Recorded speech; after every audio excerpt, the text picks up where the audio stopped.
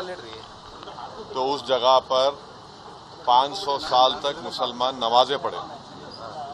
कांग्रेस के जीवी पंत मुख्यमंत्री थे, रात के अंधेरे में उसमें मूर्तियां रख दी गई। मेरी मस्जिद थी, है और रहेगी। उन्होंने मूर्तियां नहीं निकाले। और फिर वहां पे कलेक्टर थे जिनका नाम था नायर साहब मस्जिद बंद करा के वहां पर पूजा शुरू कर दिए। और 1950s में नायर साहब जनसंघ के पहले मेंबर ऑफ पार्लियामेंट बने। फिर 1986 में लॉक्स खोले गए, बगैर मुसलमानों को सुने। बूटा सिंह शिलान्यास कर दिए।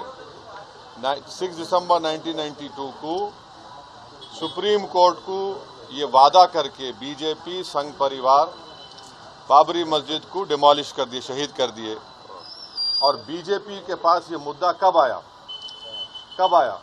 आपको मालूम? आप लोग मालूम बीजेपी कब उठाई? 1989 में पालनपुर में बीजेपी रेजोल्यूशन पास करी। विश्व हिंदू परिषद जब फॉर्म हुई, जब तो राम मंदिर नहीं था। महात्मा गांधी बोले क्या? महात्मा गांधी इस बारे में बोले, उन्होंने तो बहुत बड़े, उन्होंने तो हे राम बोल के मारने वाला गोली मारा उनको, गोडसे, उनके जबान से ही तो निकला था। वो बोले क्या? नहीं बोले।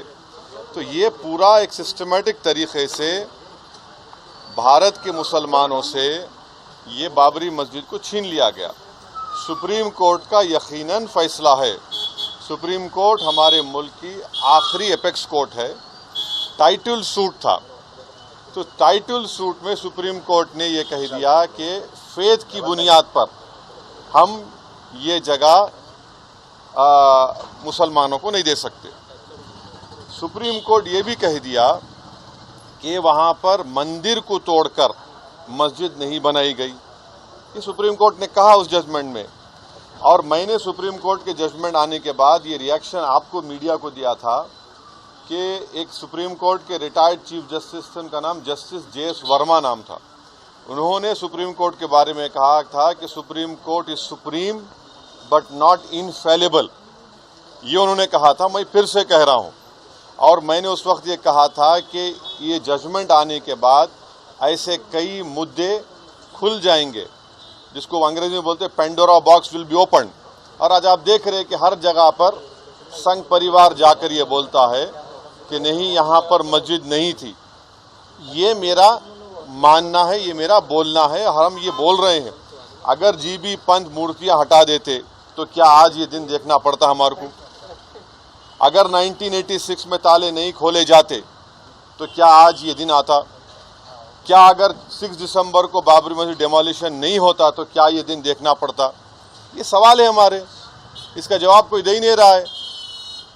और फिर ऊपर से जो अपने आप को सेकुलर बोलते हैं, वो बोल रहे हैं कि दिल्ली का मुख्यमंत्री और जो अलायंस में है, हम हर ट्यूसडे को सूरजकंड पाठ और हनुमान चालीसा स्कूल में, गवर्नमेंट स्कूल में पढ़ाएंगे। गवर्नमेंट स्कूल का कोई रिलीजन होता है क्या?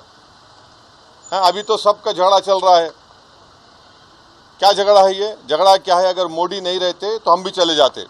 हम उन सब से पूछ रहे कि बताओ, ये जो मैं बातें कर रहा हूँ, 3 इंपॉर्टेंट इंसिडेंट्स बोल रहा हूँ। जीबी पंत जब चीफ मिनिस्टर थे 1986, 6 दिसंबर 1992, इस पर क्या बोलना है आप लोगों का? बोलो।